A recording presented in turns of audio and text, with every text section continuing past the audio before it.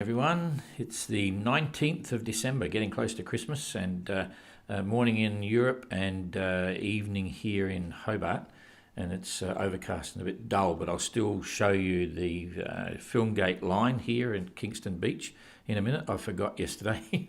I mentioned it and then didn't do it because I was rushing up to a partner's dinner, so I had to bolt and then I completely forgot.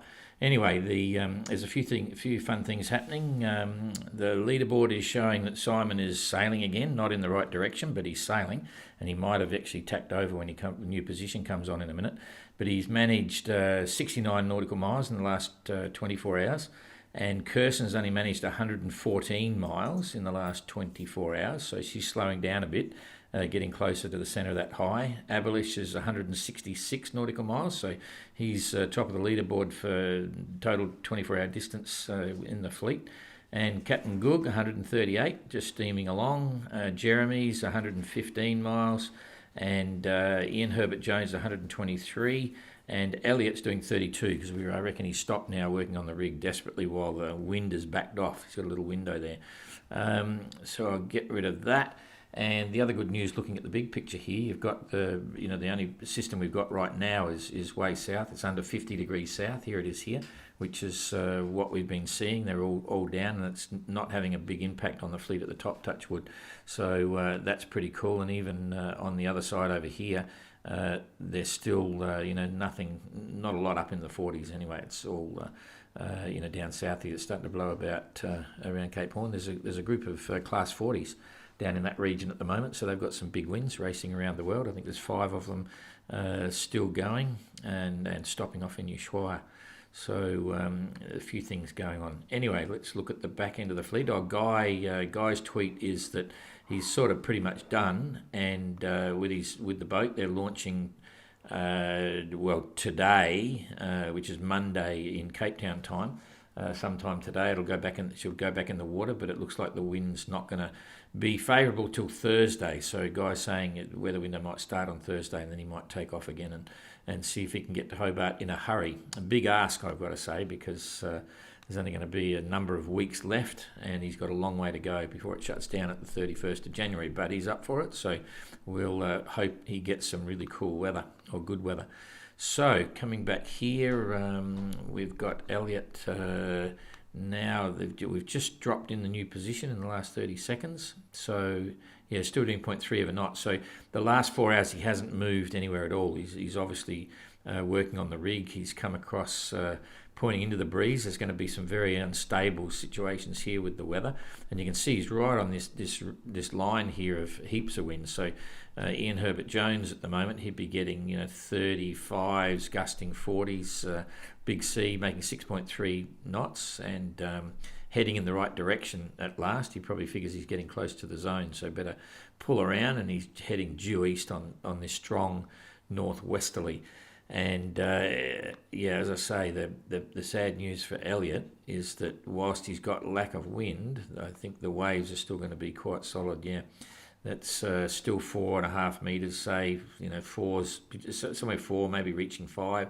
So the boat's moving around a lot while he's trying to climb the mast, which is interesting. So he's then got to disconnect the forestay that's got the furling gear on it, and then lower that down to the deck without bending the spar sections, and he's got plenty of challenges ahead. So it'll be interesting to watch his tweets when he gets a chance to send a message and see how it's going. We've got our fingers crossed.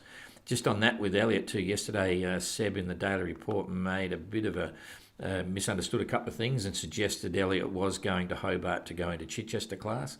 That's not the case. There's no intention for Elliot to make Chichester class at the moment. He's fully intending to do a repair with the forestay onto the stem that hopefully will get him through the gate on time and carry on. And if he can do the repair he's talking about, it will be secure. It's just the sails will be a bit further back. There'll be no sails out on the bowsprit. The bowsprit will just be sitting there looking like a sick puppy, not doing anything particular for holding the mast up or sailing. So, there's some issues there as well, but it'll be safe. That's the thing. It won't be fast, but it'll be safe. So what's going to happen with the weather here moving forward quickly on these two guys? We'll just come forward to, this is later tonight. Elliot's still in a gentle breeze. It's swinging around from the south. It's going around to the east. And if we push through till tomorrow, about the breeze is starting to pick up again from the northwest.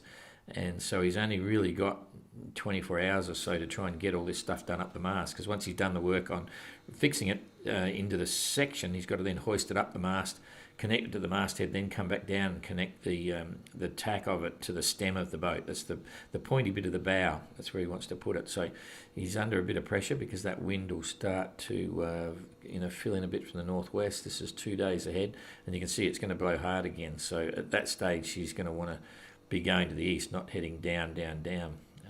So a few things happening for Ian Herbert Jones. Perfect sailing. His boat's in good condition, so he'll be making good speeds. And this is taking it through a couple of days, and then nearly 3 days in advance. And then there's a bit of a system here. It's a small one, but it's quite strong. This will, when you start to see these purples, that's forecasting 35 or more, so that'll be a weather alert with gusts going up to 45, maybe higher, and seas probably up around 6 metres again. So, but this is 3 days ahead, and by that time the boats will be a little bit further along from here as well. So we'll worry about that later. Anyway, not looking too bad, not perfect, but it's okay. Good for Ian, and challenging for Elliot. So coming across to Jeremy, enjoying a nice sail, making 4.7 knots, and the sea would be pretty average. So he'd be happy with that. Captain Goog's got plenty of breeze down there. He's been making good time, good speeds the last 4 hours. He's dropped back a little bit, 6.2 knots. It's still good. 137 miles collective over the last 24 hours, and it's not looking too bad. I'm going to take this a bit smaller so you can see the overall picture of what's going to happen. Generally, it's no big storms, as we've said. It's just a little bit all over the place. Little bits of pieces, not big systems. So you can see there Jeremy's nice sailing. That's through into the that's tomorrow. So in 24 hours, looking pretty good. We go another day ahead, so it's 2 days ahead. Again, it's going to go light for Jeremy. Goog's doing okay. He's going to be sailing along nicely. So Goog's been managing to hold good average speeds for the last few days. So he's not complaining, and this will be cool for him, over here. So Goog will be doing good time, and even Jeremy, the wind comes back pretty quickly, and he's got a nice breeze pushing him on.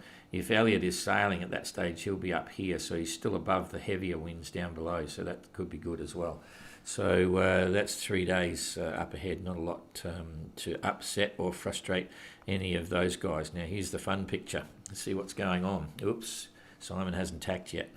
So I was just waiting to see. I thought he might have tacked by now. So we'll build this up so we focus on the 3 down here in the lead group. So I think everyone can see that. So here's the destination, Hobart. Here's the big high pressure system that is dictating what these guys and girls can do. So Simon's still heading north on this. I'm not sure what forecasting he's getting. I think he's due to ring in, so you're about to get the inside story on what weather he's got.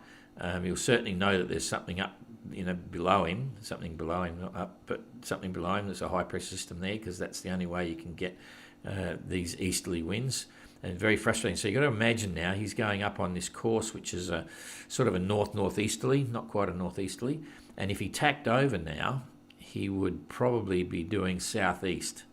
Okay, so he doesn't want to do southeast yet, because that would send him back down, but at some stage he's got to decide what he's doing, because his vector made good, or VMG, or velocity made good to the finish is not strong right now. In fact, we say that on the, I think we've got to, let's just check the leaderboard and see what it's saying here. VMG, Simon, he's done 24 hours, yeah, okay, it's still okay.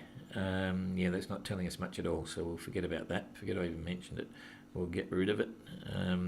Okay, but anyway, some stage you've got to tack, and you can see if he's going up there, he's going to tack, and when he does, if the wind direction stays, he's going to be going down southeast, or the best he can do as it gets closer is is maybe go a bit easterly, but it'll depend what happens here. For now, for Kirsten, I was also surprised here that she's maintaining her easterly course, because now that the high has moved further in front, if she knew what was going on here, she could start to head up in the course. She could start actually maybe taking it a little bit more to the northeast towards Hobart, but she's playing safe. I'm not sure whether she got further weather faxes and weather reports, but let's wait and see. Now I'm going to leave Abelish out of the conversation after this, because you'll see he's got great breezes. He's going to close the gap. He's closed about 50 nautical miles on Kirsten recently. If we look at the distances there now, he's got near enough to just over 300 miles. About 310 miles or something.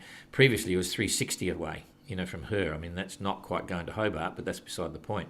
He's definitely picked up on Kirsten, and you'll see that he holds a constant breeze now.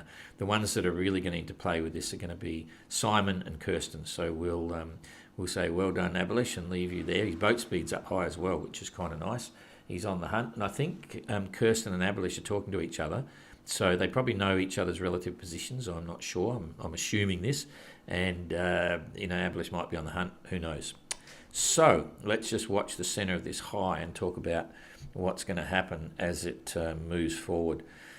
So this is, hang on, we started from, I'm going to keep getting my UTCs right now because we're in a different zone. So it's still 7:30.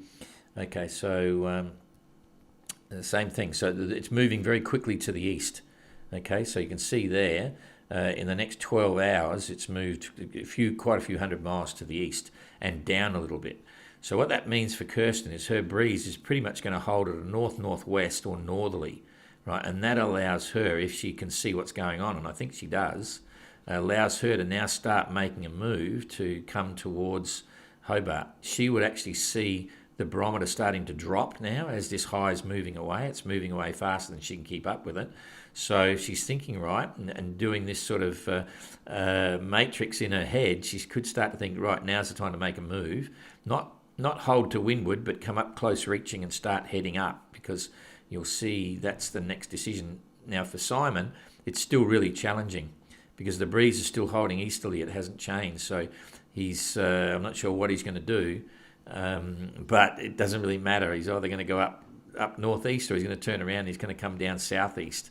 And if he's southeast, he's going to lose the breeze a bit as well, although he doesn't know how big this band is. But at some point, you're going to see him tack, but it's on he's not making fast time towards Hobart. So carrying on a little bit more.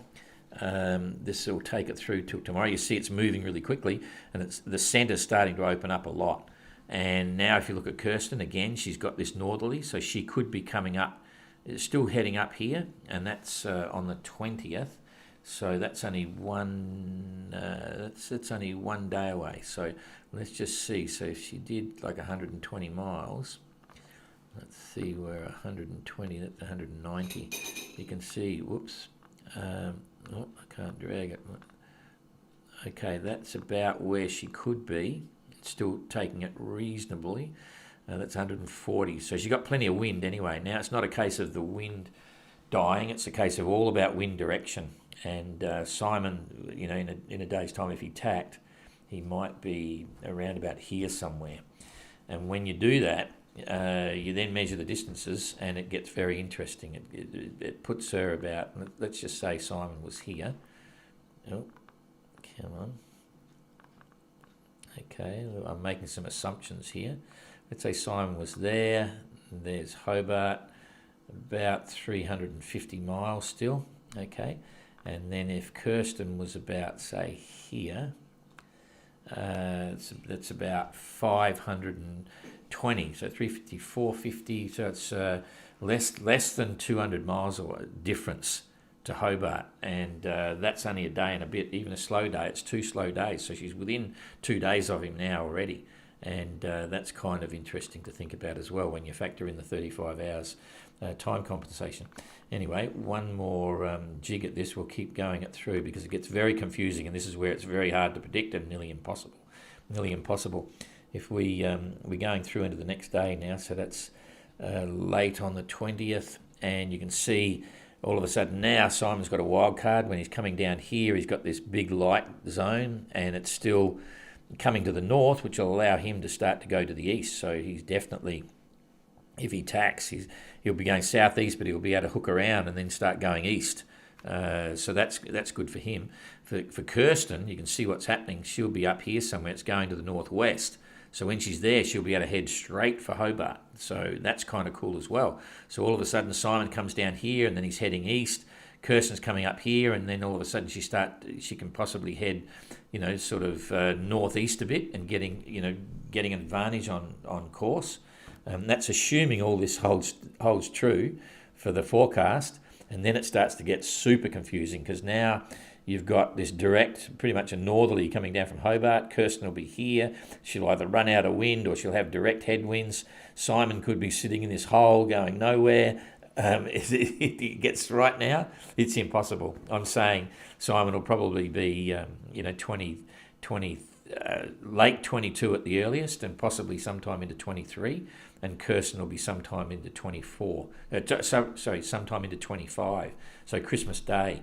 And it's really hard, I'll carry it through, keep toggling the weather, just so you can see how confusing it's going to get. It makes it very impossible to predict. And this is where Abelish might be very lucky, because he'll keep going on this.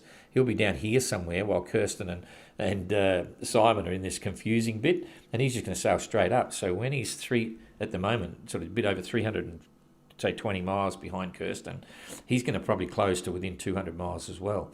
So all very interesting indeed, but that's about all we can say because it's just too hard to predict what courses they're going to sail and what speeds they're going to be making for the two leaders. But fun to watch, great Christmas present. It'll get really exciting. So that's about it. Now, before I sign off, that took a bit long.